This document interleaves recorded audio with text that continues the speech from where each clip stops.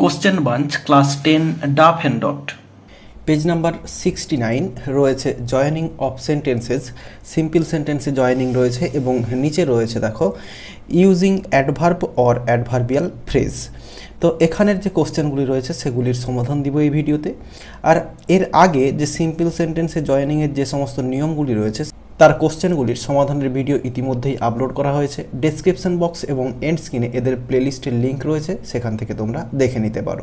এবং নেক্সট যে নিয়মগুলি রয়েছে সেগুলিরও যে কোশ্চেনগুলি রয়েছে তারও সমাধান একে একে আপলোড করা হবে।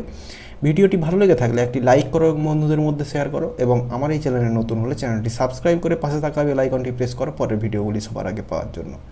তো চলো শুরু করা যাক। তো এখানে রয়েছে একের দাগে he is a fraud, this is evident. তাহলে এটার যে অ্যান্সারটা হবে তাহলে হি ইজ এরপরে এই যে অ্যাডজেক্টিভ রয়েছে ইভিডেন্ট, এটাকে অ্যাডভার্ব করে দিব। ইভিডেন্টের অ্যাডভার্ব ফর্ম হবে ইভিডেন্টলি। তাহলে হি ইজ ইভিডেন্টলি এ ফ্রড। তাহলে তোমরা দেখতেই পাচ্ছ একটা সেন্টেন্সে একটা কাজ বলা আছে বা একটা জিনিস বলা আছে এবং সেটিকেই একটা অ্যাডজেক্টিভ দিয়ে সেই কাজটাকে বিশেষিত করা আছে, এবং যে অ্যাডজেক্টিভটা সেটাকেই অ্যাডভার্ব ফর্ম করে দেওয়া হলো। তাহলে অ্যান্সারটা হলো হি ইজ ইভিডেন্টলি এ ফ্রড। এরপর দুইয়ের দাগে রয়েছে he will attended the program, এরপরে রয়েছে ইট ইজ শিওর। তাহলে হি উইল অ্যাটেন্ড, সে যোগদান করবে দি প্রোগ্রামটিতে, ইট ইজ শিওর, এটা নিশ্চিত। তাহলে অ্যান্সারটা কী হবে? এই যে শিওর রয়েছে এটাকে অ্যাডভার্ব ফর্ম করে দেবো। তাহলে হি উইল এরপরে অ্যাডভার্ব ফর্মটা বসিয়ে দেবো শিওরলি অ্যাটেন্ড দি প্রোগ্রাম হয়ে গেল। তাহলে he will surely attend the program. এরপর তিনের দাগে রয়েছে people joint the funeral procession, they were silent. তাহলে অ্যান্সারটা কী হবে? পিপল এরপরে এই যে সাইলেন্ট রয়েছে এটাকে অ্যাডভার্ব ফর্ম করে দেবো সাইলেন্টলি এরপরে joint JOINED joint the funeral procession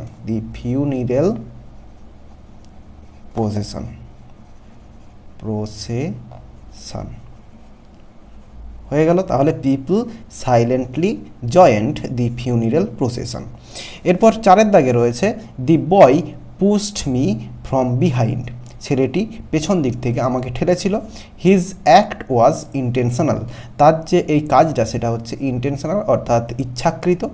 তাহলে এই যে ইন্টেনশনাল রয়েছে এটাকে অ্যাডভার্ব ফর্ম করে দেবো। তাহলে অ্যান্সারটা কী হবে? দি বয় এরপরে এই ইন্টেনশনালের অ্যাডভার্ব ফর্ম লিখে দেবো ইন্টেনশনালি এরপরে পুশড মি ফ্রম বিহাইন্ড হয়ে গেল। এরপরে পাঁচের দাগে রয়েছে আই উইল হেল্প ইউ, আমি তোমাকে সাহায্য করব, ইট ইজ সার্টেন, এটা নিশ্চিত। তাহলে আই উইল এরপরে এই যে সার্টেন রয়েছে এটার অ্যাডভার্ব ফর্ম করব সার্টেনলি হেল্প ইউ। তাহলে অ্যান্সারটা হয়ে গেল I will certainly help you.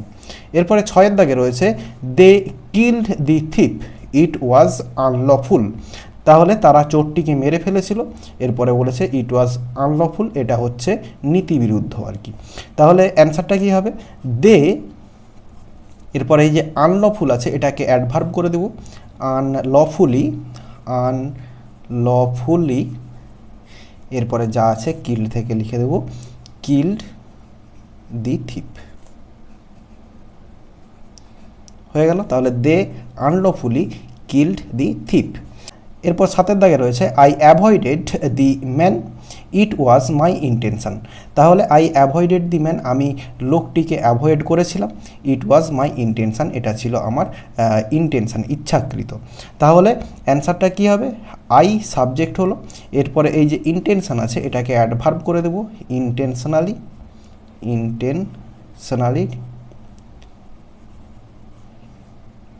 Intentionally, এরপরে অ্যাভয়েডেড দি ম্যান হয়ে গেল। তাহলে I intentionally avoided the man. এরপর 8 দাগে রয়েছে হি রিচড দি স্পট, সে জায়গাটিতে পৌঁছেছিল। ইট ওয়াজ নুন অ্যাট দ্যাট টাইম, এটা ছিল দুপুরের সময়। তাহলে অ্যান্সারটা কী হবে? হি রিচড দি স্পট, এরপরে এই যে ইট ওয়াজ নুন অ্যাট দ্যাট টাইম, তাহলে এটা হবে স্পট অ্যাট নুন। তাহলে অ্যান্সারটা হলো he reached the spot at noon, সে দুপুরবেলা জায়গাটিতে পৌঁছেছিল। এরপর 9 দাগে রয়েছে he replied to my question, his reply was rude, তাহলে সে আমার কোশ্চেনের রিপ্লাই করেছিল, কোশ্চেনটা রিপ্লাই করেছিল। এরপরে বলছে হিজ রিপ্লাই ওয়াজ রুড, তার যে রিপ্লাইটা সেটা রুড ছিল। তাহলে অ্যান্সারটা কী হবে? হি, এরপরে এই যে রুড রয়েছে এটার অ্যাডভার্ব ফর্ম করব, হবে রুডলি। এরপরে যা আছে রিপ্লাইড টু মাই কোশ্চেন হয়ে গেল। এরপরে 10 দাগে রয়েছে the king punished the rebel, his act was cruel, তাহলে এই যে কিং সে হচ্ছে রিবেলকে পানিশড করেছিল, অর্থাৎ শাস্তি দিয়েছিল। তারপরে বলছে হিজ অ্যাক্ট ওয়াজ ক্রুয়েল, তার যে কাজটা সেটা হচ্ছে ক্রুয়েল ছিল, অর্থাৎ নির্দয় ছিল। তাহলে অ্যান্সারটা কী হবে? দি কিং, এরপরে এই যে ক্রুয়েল আছে এটার অ্যাডভার্ব ফর্ম করব ক্রুয়েলি, এরপরে পানিশড দি রেবেল হয়ে গেল। তাহলে the king cruelly punished the rebel. তাহলে এখানে যে অ্যাডভার্ব বা অ্যাডভার্ব ফ্রেজ দিয়ে যে জয়েনিং সিম্পল সেন্টেন্সের তার সমস্ত কোশ্চেনগুলির সমাধান দিয়ে দিলাম। ভিডিওটি ভালো লেগে থাকলে একটি লাইক করো এবং বন্ধুদের মধ্যে শেয়ার করো, এবং আমার এই চ্যানেলে নতুন হলে চ্যানেলটি সাবস্ক্রাইব করে পাশে থাকা বেল আইকনটি প্রেস করো পরের ভিডিওগুলি সবার আগে পাওয়ার জন্য। এই ভিডিওতে যতটাই দেখাবে নেক্সট ভিডিওতে। ভালো থাকো সবাই, ধন্যবাদ।